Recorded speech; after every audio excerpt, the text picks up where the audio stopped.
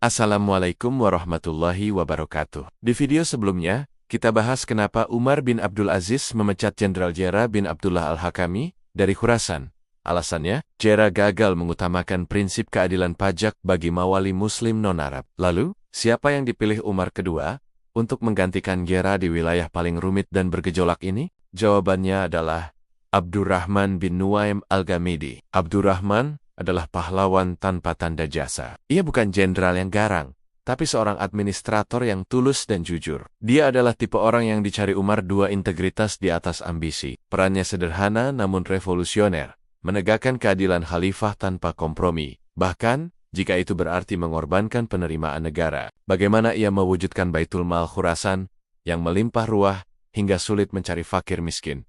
Mari kita telusuri. Sebelum Abdurrahman, Khurasan mencakup Iran Timur dan Asia Tengah, adalah wilayah sakit kepala Umayyah. 1. Diskriminasi pajak. Banyak gubernur sebelumnya, termasuk Jera, tetap memungut jizyah pajak non-Muslim dari orang-orang lokal yang baru masuk Islam mawali. Ini adalah kezaliman fiskal yang memicu pemberontakan. Kedua, kebutuhan militer. Khurasan adalah perbatasan dengan kerajaan Turki dan Tiongkok. Kebutuhan dana militer sangat tinggi. Gubernur sering beralasan bahwa mereka harus memungut jizyah dari mawali untuk membiayai pertahanan. Peran Abdurrahman. Ketika Abdurrahman bin Nuaim ditunjuk pada tahun 719 Masehi, ia datang dengan satu tugas utama, merealisasikan kebijakan fiskal adil Umar.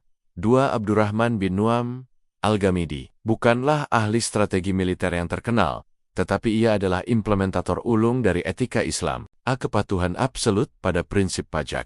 Inti peran Abdurrahman adalah memastikan tidak ada mawali yang dikenakan jizyah. Ia dengan ketat melaksanakan perintah Umar.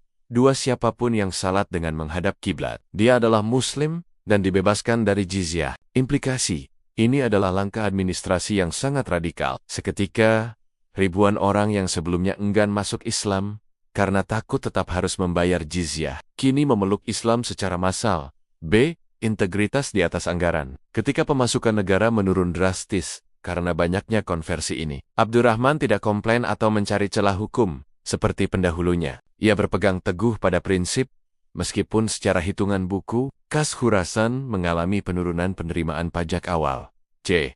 Fokus pada zakat dan haraj. Abdurrahman memfokuskan kembali administrasi keuangan pada sumber yang sah, zakat, sedekah, wajib dan haraj pajak tanah atau produksi pertanian. Ia tahu bahwa keadilan fiskal akan meningkatkan loyalitas, ketenangan sosial, dan pada akhirnya, produktivitas dan kekayaan real wilayah. Dalam waktu singkat, hasil dari administrasi Abdurrahman bin Nuaim mulai terlihat.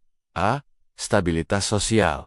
Dengan menghapus diskriminasi pajak, gejolak dan pemberontakan di Khurasan mereda. Loyalitas mawali kepada Damaskus meningkat, yang berarti biaya militer internal untuk menumpas pemberontakan pun berkurang. B. Peningkatan produktivitas rakyat yang merasa diperlakukan adil akan lebih termotivasi. Fokus pada haraj yang dikumpulkan dari hasil panen yang meningkat, secara efektif menutupi kerugian dari penghapusan jizyah ilegal. C. Puncak keberhasilan.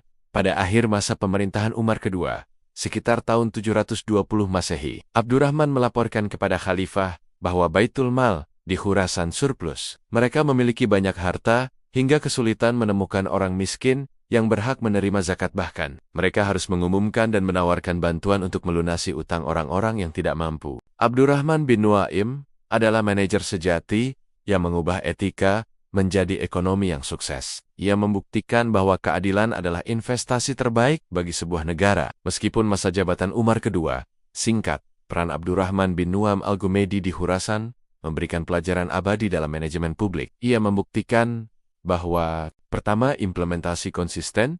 Kunci reformasi adalah implementasi yang konsisten, tanpa terintimidasi oleh kesulitan fiskal jangka pendek. 2. Etika sebagai fondasi ekonomi. Ketika warga merasa adil dan setara, mereka menjadi warga negara yang lebih loyal dan produktif, yang pada akhirnya menyehatkan ekonomi. Abdurrahman adalah contoh sempurna dari administrator yang dicari Umar. 2. Jujur, kompeten, dan tanpa kompromi terhadap keadilan. Kisah mana lagi dari para pembantu Khalifah Umar II yang ingin kita bahas? Tulis di komentar, jangan lupa like, share, dan subscribe. Sampai jumpa di video berikutnya. Wassalamualaikum warahmatullahi wabarakatuh.